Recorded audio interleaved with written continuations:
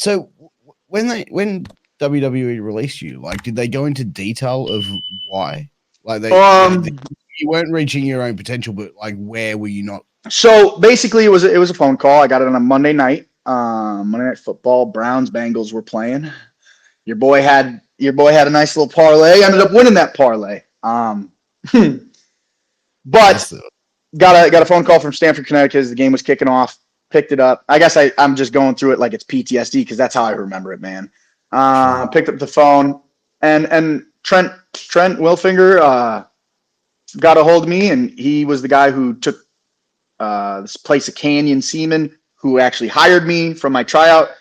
So in all seriousness, other than when he'd see me at the PC, probably when I was being a goofball, he didn't know me from Adam. He didn't know I out of all the Olympians and ex-pro athletes and studs that we got in the PC, and I'm talking, it don't matter height, weight, and all that stuff. Your boy Book got third on the conditioning test. You know what I mean?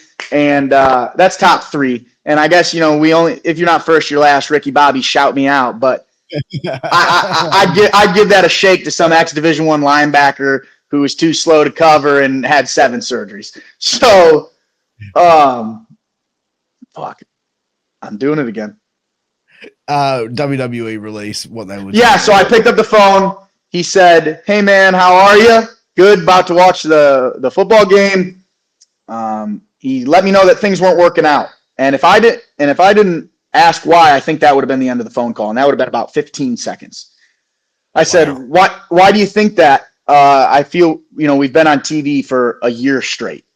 And he told me that it was believed by the head coach that I wasn't reaching my full potential. So once I realized that was a conversation, I need to figure my life out. So that's what I've been doing ever since that day, and I think we're on the right track, man. Like I said, once I got right, for that little 6 month there, went back to the people who love me and just a safe space where I can just put my nose to the grindstone. Once again, thank God. Thank God. I mean, not even just QT and Billy and Luke, but you even got Carolyn at the gym, Billy's wife, Paula, who's helped me out with from paperwork to all the mom stuff. I mean, it's a true community and a true family down here at the Nightmare Factory. But the only way you're going to get that is if you show up every day and you do the work. They had a sign in there, do the work. Cody Rhodes left WWE, started a whole new company, became the top guy in that company, only to go back and be the biggest name in wrestling. Do the work. QT Marshall, who was a nobody kid in the middle of Jersey, who fucking broke his neck, had to rebuild himself. Everyone told him he couldn't do it. As one of the most successful schools, I'd say, in the world.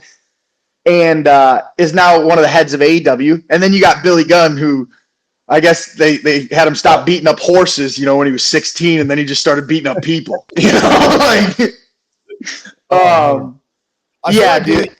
I feel like Billy Gunn would be a pretty cool guy to have a beer with and just sort of like. Billy Gunn, to me, is one of the coolest human beings I've ever seen. Hopefully he doesn't even see this because he thinks I'm kissing his ass.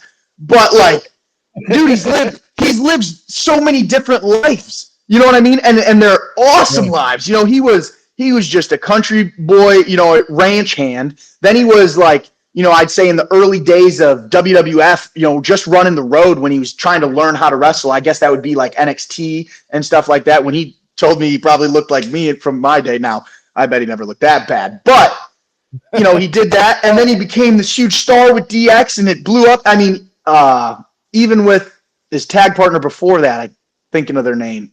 Road Dogg. Anyways, DX was allowed Billy to become Billy, and then become Daddy Ass, and from that point on, dude, he then became a coach. After being a superstar, after being this larger-than-life rock star, he had to come down, back to being a father, a coach, and all these things, working with the PC, and now working with AEW and coaching guys like us and stuff. So he's gotten to live so many different lives from wild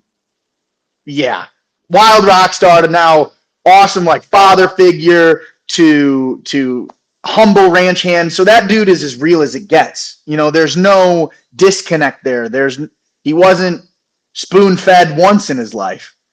And those are the people I appreciate because, in all seriousness, I'm a kid from LaSalle, Illinois. You never heard of it. It's 90 miles southwest of Chicago on the canal. Al Capone used to go there to run from the cops because it was such a shit nowhere place that they couldn't even find him.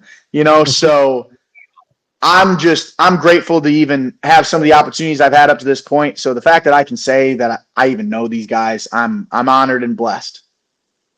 Man, that's crazy, bro. Like, you mentioned AEW a couple of times. Is AEW a place that you want to go? Is WWE, is that still on the cards where you want to go back to like where's your head at when it comes to this?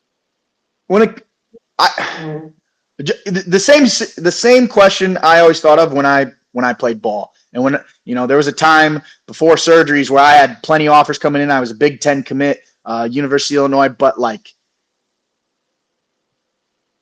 it's go where you're wanted, and although I can be business, although I can shake hands and keep it business, I wouldn't prefer that. I prefer to be myself and to be a little bit more open and to feel even more comfortable, because when I'm on, I don't know if it stems from, just a personality, but you may see me and hear me, oh, he's probably a big people's person.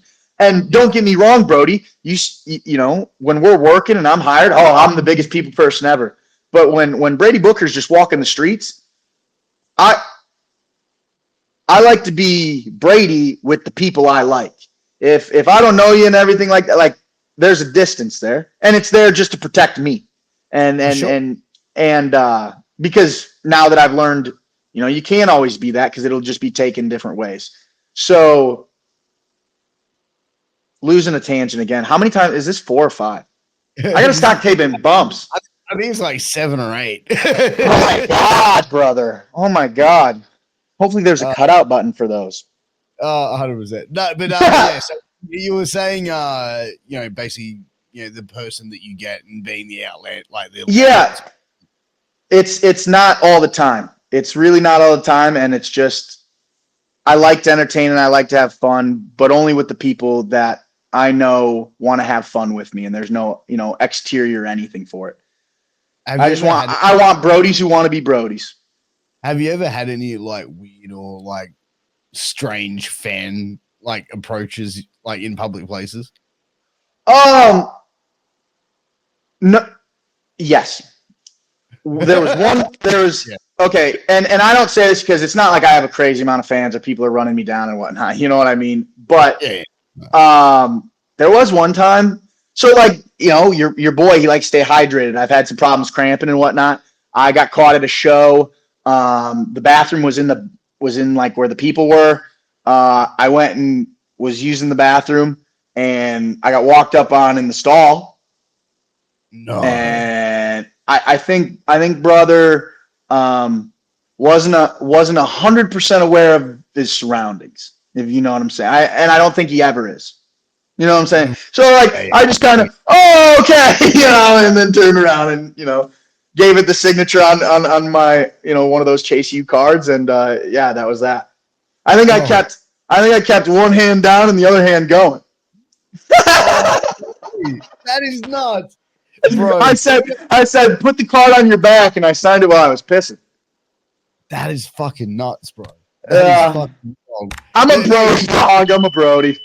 Imagine if he just walks out and he goes, dude, I even see that guy from Chase U's clock while I got an autograph.